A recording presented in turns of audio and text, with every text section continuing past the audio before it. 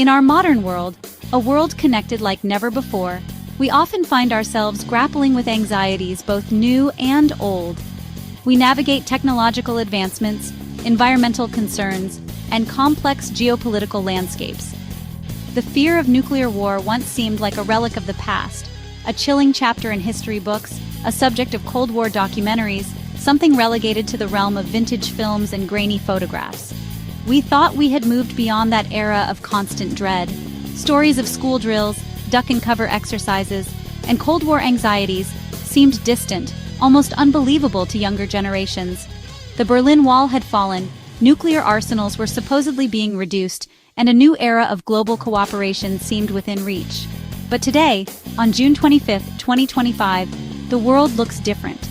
Global tensions have reignited those old fears, stirring up anxieties that many thought were long buried. International relations are strained, conflicts are erupting in various corners of the globe, and the threat of escalation looms large. The unthinkable is thinkable again. The possibility of nuclear conflict, once a distant nightmare, has crept back into our collective consciousness. What if the button is pushed? What if diplomacy fails, and the world teeters on the brink? This isn't just about armies or battlefields. It's not simply a matter of military strategy or geopolitical maneuvering. A nuclear conflict threatens civilization itself, the very fabric of our societies, the foundations upon which we've built our lives. Modern warheads are vastly more powerful, more sophisticated, and more numerous than ever before. They dwarf those dropped on Hiroshima and Nagasaki in destructive capability, representing an exponential leap in the potential for devastation. Hundreds, even thousands of these weapons could detonate in minutes, unleashing unimaginable fury. Unleashing destruction on a scale we struggle to comprehend, a scale that could reshape the world as we know it. Understanding these consequences isn't about panic. It's not about succumbing to fear or despair. It's about awareness and responsibility, about engaging in informed discussions and demanding accountability from our leaders. So what would the world look like after nuclear war? What would be the long-term effects on our planet, our societies, and our future? Let's confront the hard questions, explore the potential scenarios, and consider the choices we must make to prevent such a catastrophe. The first hour of nuclear war would be apocalyptic. A blinding flash, hotter than the sun, ignites entire cities in an instant. The blast wave follows, flattening buildings, hurling vehicles, and shattering everything in its path. Even those in basements could suffer fatal injuries from the overpressure. Firestorms erupt, creating hurricane-force winds and temperatures that melt metal. The air becomes toxic. Unbreathable survivors face suffocation or burning alive. Millions would die within minutes. Cities and infrastructure would vanish. Emergency services would be obliterated. No help is coming. For those on the outskirts, the world would become a nightmare of chaos and ruin.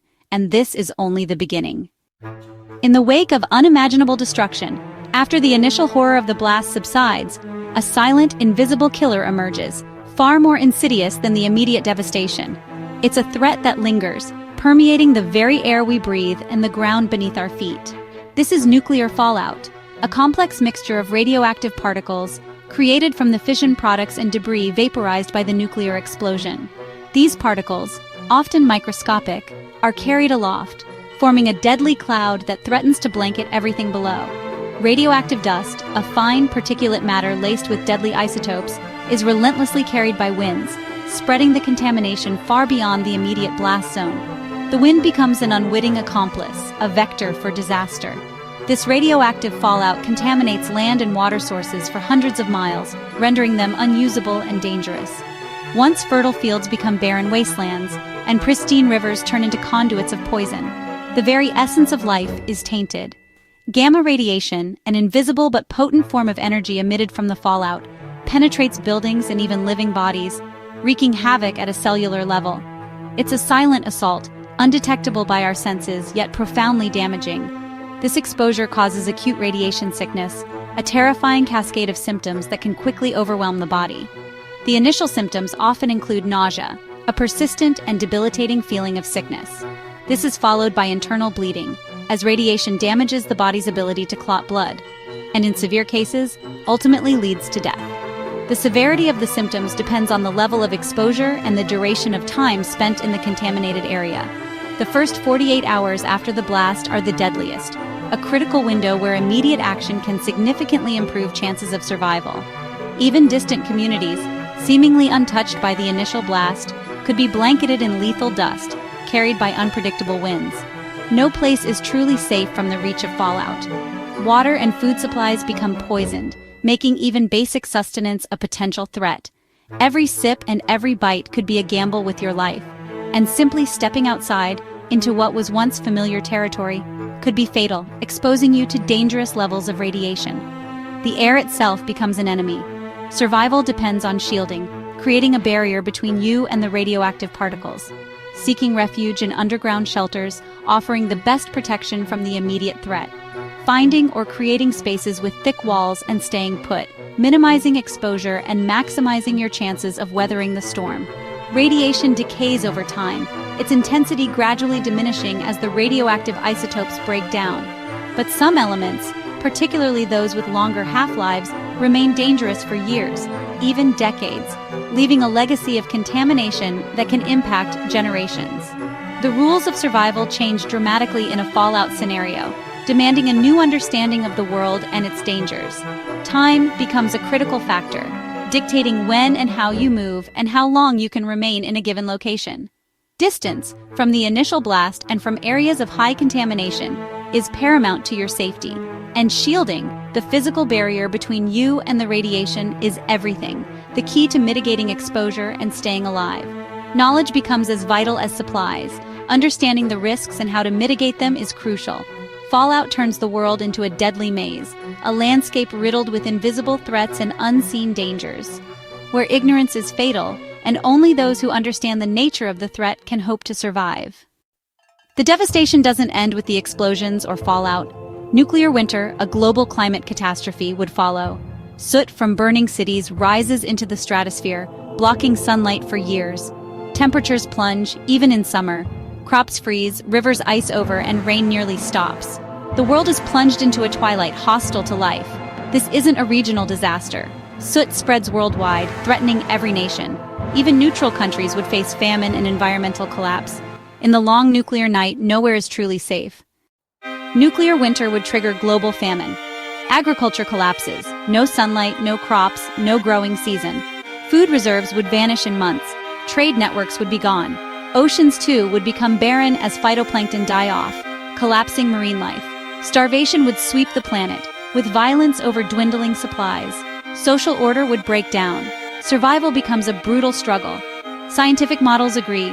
Famine would kill far more than the bombs themselves. The web of life unravels, leaving humanity on the brink. The indirect effects of nuclear war are the deadliest of all. Is anywhere safe? Science points to Australia and New Zealand. Far from northern targets, buffered by oceans, these nations could escape the worst. Their isolation, stable infrastructure, and political distance make them the ultimate lifeboats. While not immune to nuclear winter, the impact would be less severe. Survival would be possible, though not easy. Food production and social order would be tested. These nations could become the last strongholds of humanity. In a devastated world, they offer a glimmer of hope. Why do Australia and New Zealand stand out? Their geographic isolation shields them from direct attack and heavy fallout. Southern hemisphere winds and oceans delay and dilute the spread of nuclear soot. Temperature drops would be less extreme, enough to allow some agriculture. The surrounding oceans act as thermal buffers, preventing deep freezes. Both nations have the resources and stability to adapt and survive. Self-sufficiency in food and energy is their greatest asset.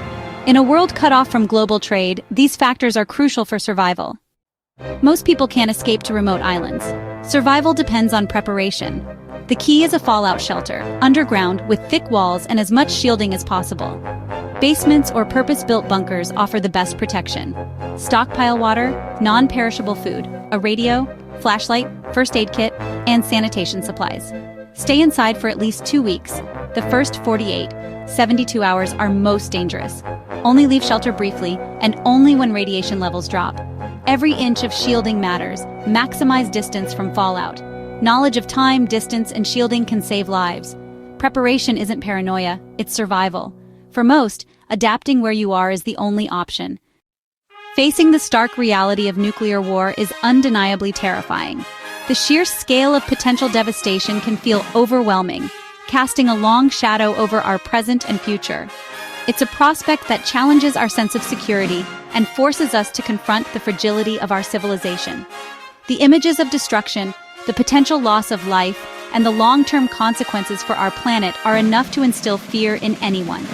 But even in the face of such daunting possibilities, knowledge is power. Understanding the risks, the science, and the political dynamics at play is the first crucial step towards mitigating the threat. Awareness is our best defense.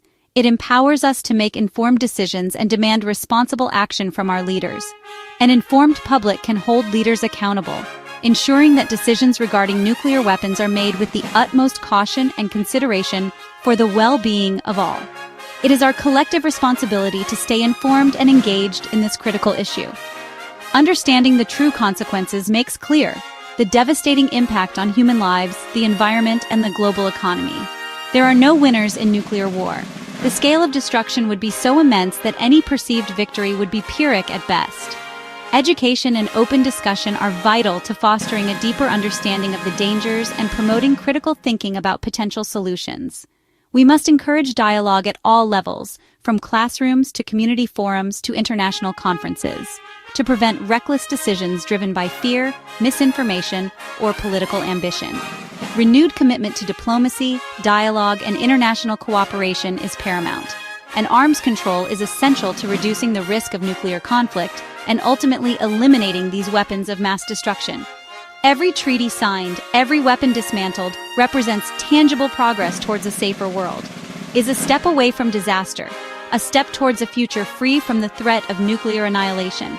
Our hope lies not in bunkers and shelters, in preparing for the unthinkable, but in preventing the need for them altogether, in creating a world where such measures are obsolete. The human spirit is resilient. Our capacity for hope, for innovation, and for collective action is boundless.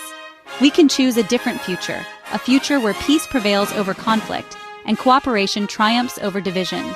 By confronting the horror of nuclear war head-on, by acknowledging its devastating potential, we find the will to build a world of peace, a world where future generations can thrive without the shadow of nuclear threat looming over them.